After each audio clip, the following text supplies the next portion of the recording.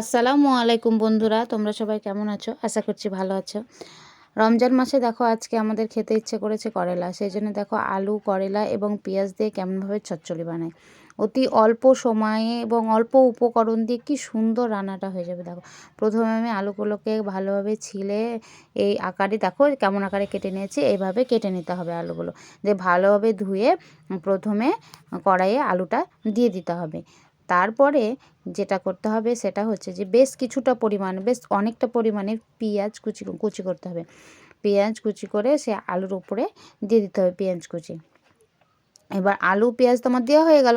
এবার তারপরে কী করতে হবে, করলাটা পাতলা পাতলা করে দেখো যেভাবে কেটেছি, করলার বীজগুলোকে ফেলে দিতে হবে।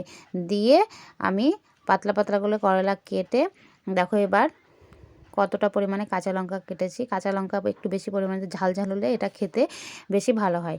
দেখো আর দিয়ে দিচ্ছি যেটা রসুন আর আদা বাটা 1 চামচ মতো, বেশি মশলা লাগে না এখানে। আর একটু সামান্য পরিমাণে রসুন বাটা আর আদা বাটা দিয়ে তারপরে দিচ্ছি দেখো পরিমাণ মতো লবণ। যে যেমন লবণ খায় সে যেমন লবণ দেবে, কোনো অসুবিধা নেই।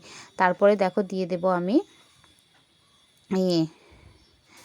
আবার একটু মানে পেঁয়াজের পেস্টও দিয়েছি, আর হালকা পরিমাণে একটু রঙের জন্য দেখো রেড চিলি পাউডারও দিয়েছি। তারপরে দিয়েছি দেখো রঙের জন্য হলুদ গুঁড়ো। এবার যেটা দিব সেটা হলো একটু তেলটা একটু বেশি পরিমাণে লাগবে। দেখো আর একটু হলুদ গুঁড়ো দিয়ে আমি এবার তেলটা দিয়ে দেব। তেল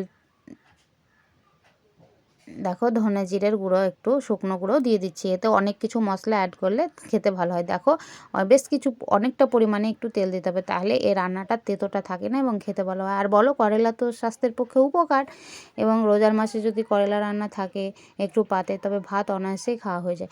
এটা খুব মজার রেসিপি এবং খুব ভালো। রান্নাটা ভালো লাগলে তোমরা ভিডিওটা লাইক কমেন্ট শেয়ার করে দিও, এবং আরও নতুন নতুন আরও ভালো ভালো রেসিপি পেতে তোমরা চ্যানেলটিকে ফলো করো। ফেসবুকে আমাদের এই রাইসা অ্যান্ড রামিসা নামে চ্যানেল আছে, সে চ্যানেলটিকে ফলো করো।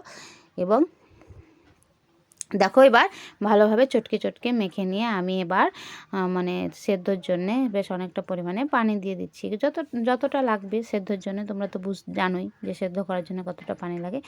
পানি দিয়ে এবার ভালোভাবে জিনিসটাকে সেট করে নিয়ে এবার আমি গ্যাসে এটাকে বসিয়ে দেবো। এটাতে কিন্তু ঠান্ডা জলই তোমরা ব্যবহার করবে, গরম জল ব্যবহার করার কোনো দরকার নেই। এটাতে ঠান্ডা জলই ব্যবহার করা হবে।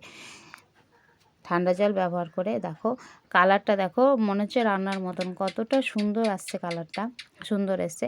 এবার দেখো আমি ঢাকা দিয়ে গ্যাসের চুলো অন করে দিয়ে দেখো 10 মিনিট মতো রান্না করে দিচ্ছি। দেখো ঝোল নেই, একবারে চচ্চড়ি টাইপের হয়ে গেছে। মনে হচ্ছে যে চুনো মাছ যেমন তোমরা ভাবে চচ্চড়ি করো সেভাবে চচ্চড়ি করবে। ভিডিওটা ভালো লাগলে লাইক কমেন্ট শেয়ার করে দেবো। Thanks for watching.